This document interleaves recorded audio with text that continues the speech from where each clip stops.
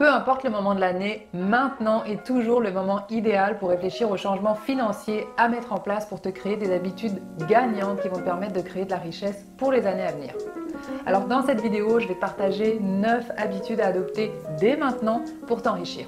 Bonjour, je m'appelle Aurélie Orteby, je suis la fondatrice de Les Finances au Féminin et à travers mes vidéos, mon intention est de t'amener à prendre soin de tes finances pour que tes finances prennent soin de toi afin que tu puisses te créer une vie d'abondance riche de sens. Habitude numéro 1 pour s'enrichir.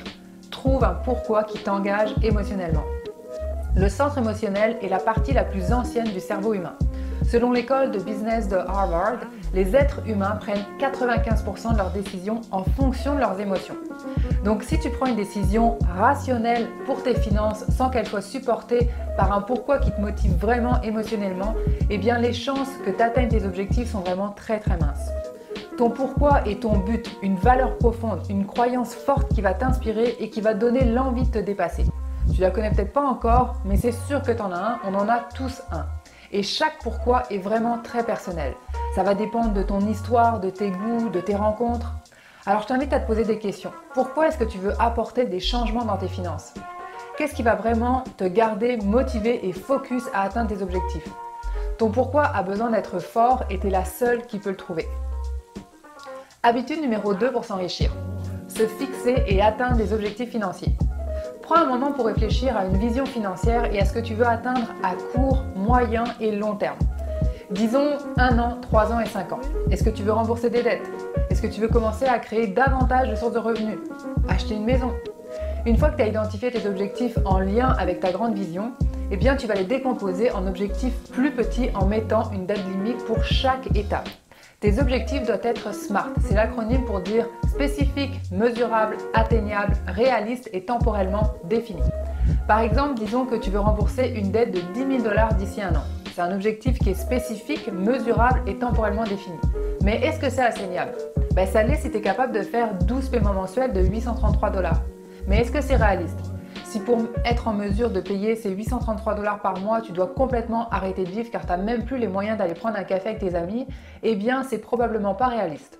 Dans ce cas, tu es bien mieux de payer ta carte sur 16 ou 18 mois pour avoir un budget qui va te permettre de continuer à faire des activités sociales, même si tu en fais peut-être moins qu'avant. Parce que tu es d'accord avec moi que si tu abandonnes tes objectifs au bout de 3 mois, eh bien tu ne seras pas plus avancé. Alors je t'invite à réajuster tes objectifs si jamais tu sens que tu ne tiendras pas en te fixant des objectifs qui soient SMART. Et lorsque tu atteins tes objectifs, eh bien pense à te faire plaisir. Alors si ce n'est pas déjà fait, je t'invite à t'abonner pour en savoir plus sur les finances, le développement personnel et l'entrepreneuriat. Habitude numéro 3 pour s'enrichir. Instaurer un rituel financier. Avoir une bonne relation avec ses finances demande de passer un minimum de temps à regarder ce qui s'est passé avec ton argent pour que tu puisses voir si tu es sur la bonne voie par rapport aux objectifs que tu t'es fixés. Alors je comprends que de consacrer 1 heure à chaque semaine ou aux 2 semaines sur tes finances, ça puisse paraître aussi amusant que de se faire arracher une dent. Et c'est pourquoi c'est vraiment important que ce soit fait sous la forme d'un rituel, comme un temps pour prendre soin de toi à travers tes finances. Ça ne doit pas être perçu comme une corvée d'1 heure, mais bien comme un rituel d'abondance. Et c'est pourquoi c'est super important que tu te mettes dans un état d'esprit et que tu le rendes le plus agréable possible. Par exemple, ça peut être l'opportunité d'aller prendre un bon café dans un endroit sympa ou de prendre un verre de vin chez toi en écoutant de la musique relaxante. Qu'est-ce que tu peux faire et mettre en place pour que cette heure devienne agréable et que tu aies envie de la faire? Sur YouTube, il y a même des vidéos qui existent pour mettre des sons qui vont enlever des blocages inconscients et qui vont nous permettre de réussir à faire des tâches pour lesquelles il y a souvent de la résistance. Alors je t'ai mis un lien dans ma description. Donc si l'idée d'un rituel financier hebdomadaire ou bimensuel te semble très difficile, eh bien je t'invite à écouter cette musique en premier pour rentrer dans cette zone d'ouverture afin que tu te sentes bien. Habitude numéro 4 pour s'enrichir. Dépenser moins ce que tu gagnes à chaque mois. Vivre selon ses moyens est une étape qui est essentielle pour se libérer de ses dettes et commencer à créer de la richesse. Si te reste plus d'argent à la fin du mois, tu ne pourras jamais épargner, rembourser des dettes ni investir, ce qui signifie que tu ne pourras jamais prospérer financièrement. Au mieux, tu vas rester à flot. Alors si tu as du mal à dépenser moins que ce que tu gagnes chaque mois, eh bien tu dois évaluer tes habitudes de dépenses. Ce qui m'amène au point numéro 5, donc pour s'enrichir, arrêter les dépenses irréfléchies. Je parle de dépenses irréfléchies dans le sens où je suis pas en train de te dire que tu pourras jamais plus acheter spontanément quelque chose dans un magasin qui te plaît. Mais qu'avant de l'acheter, ça vaut la peine de réfléchir et de se poser les questions suivantes. Par exemple, est-ce que ça m'éloigne des objectifs financiers que je me suis fixés? Est-ce que cet achat est vraiment aligné avec mes valeurs et mes priorités? Est-ce que j'en ai réellement besoin? Combien de temps est-ce que je vais vraiment l'utiliser? Et enfin, est-ce que je pourrais l'acheter moins cher ailleurs? Tu dois absolument abandonner l'idée de penser simplement « Ah, c'est une bonne affaire » ou « c'est simplement quelques dollars » pour justifier l'achat de quelque chose dont tu n'as pas vraiment besoin et qui n'ajoute pas vraiment de valeur à ta vie. C'est très facile avec le marketing de penser que si on n'achète pas telle ou telle chose, on passe à côté d'une super belle affaire, qu'on doit absolument l'acheter maintenant car il est en solde. C'est très facile aussi de le mettre sur sa carte de crédit et c'est également comme ça qu'on finit par accumuler des dettes qui nous coûtent 20% d'intérêt. Alors encore une fois, cela ne signifie pas que tu pourras plus jamais acheter quelque chose en solde ou faire un achat impulsif, mais assure-toi que cela est intégré à ton budget pour l'acheter sans culpabilité. Pose-toi des questions pour faire des achats qui sont en harmonie avec tes valeurs et tes priorités en t'assurant que cela ne t'empêchera pas d'atteindre tes objectifs financiers. Habitude numéro 6 pour s'enrichir. Prends 10% de tes revenus pour te payer en premier. Dans son livre Père riche, Père pauvre, Robert Kiyosaki explique que les gens riches se paient toujours en premier, alors que les pauvres paient d'abord tous leurs comptes, se font plaisir et épargnent s'il reste de l'argent.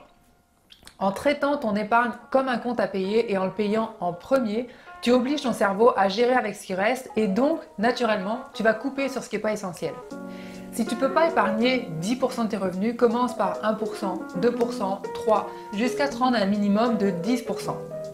L'autre chose est également de revoir tes habitudes de dépenses et de gestion. Est-ce que c'est possible de réorganiser tes dettes pour qu'il t'en reste plus à la fin du mois? Si tu as déjà examiné tes dépenses et que même en les minimisant, tu n'es toujours pas capable d'atteindre les 10% d'économie, alors tu dois chercher un moyen d'augmenter tes revenus. Dans son livre Profit First, Mike Milazowicz explique le même principe en business en incitant les entrepreneurs à mettre au minimum 1% par mois de revenus bruts dans leur compte Profit pour qu'ils se paient en premier et qu'ils s'obligent à gérer avec ce qui reste. Habitude numéro 7 pour s'enrichir. Continuer à développer ton éducation financière. Le pouvoir, c'est le savoir. Il y a toujours à apprendre pour maximiser nos dollars et c'est d'autant plus important quand on est travailleur autonome ou entrepreneur. C'est exactement ce que tu es en train de faire en regardant cette vidéo, alors je te félicite pour ça. Tu peux également lire des livres, écouter des podcasts pour améliorer constamment ton mindset financier, renforcer tes connaissances en matière de gestion et d'investissement. Plus tu vas faire de l'argent et plus il va devenir essentiel que tu t'intéresses aux lois de l'impôt pour comprendre comment il peut t'en rester plus sans pour autant que tu en fasses plus et ce, de façon tout à fait légale. Habitude numéro 8 pour s'enrichir. Discuter d'argent avec une personne financièrement responsable. L'une des choses qui rend la gestion financière aussi difficile est que personne n'ose en parler et on dirait que c'est encore pire quand on est une femme.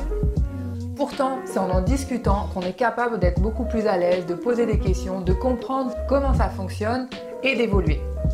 Alors trouve une personne bienveillante et qui gère bien ses finances dans ton entourage et aborde ce sujet avec elle. Parle-lui de tes objectifs, de tes difficultés, de ton plan d'action SMART pour atteindre tes objectifs. Tout est toujours plus facile quand on se sent supporté par quelqu'un.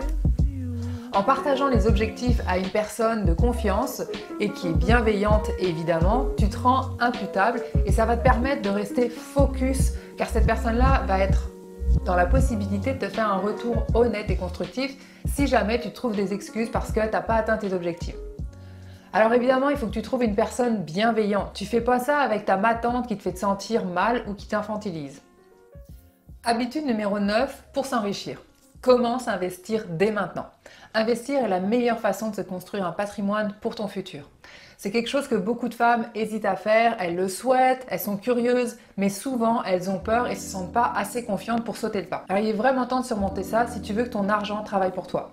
Demande des références d'un bon conseiller indépendant à ton entourage pour commencer à comprendre comment ça fonctionne et à mettre en place un plan d'investissement. Plus tu investis jeune et plus l'argent va travailler pour toi. Passer de l'endettement à devenir une investisseuse prospère est tout à fait réalisable. En adoptant ces habitudes dès maintenant, je te garantis que ta situation financière va drastiquement changer et que tu vas pouvoir tirer le meilleur parti de ton argent. Si tu es une travailleuse autonome ou une entrepreneur et que tu as besoin d'aide avec tes finances, j'ai fait un atelier et j'ai mis le lien dans les commentaires. J'y explique l'histoire des femmes avec l'argent, ma propre histoire et ma méthodologie pour aider les femmes qui sont travailleurs autonomes ou entrepreneurs à mettre leurs finances à leur service. Alors si jamais ça te parle, eh bien je t'invite à t'inscrire pour en savoir plus. Si tu as apprécié cette vidéo, donne-moi un pouce et partage-la à tes amis. Alors je te remercie pour ton support et je te dis à très bientôt.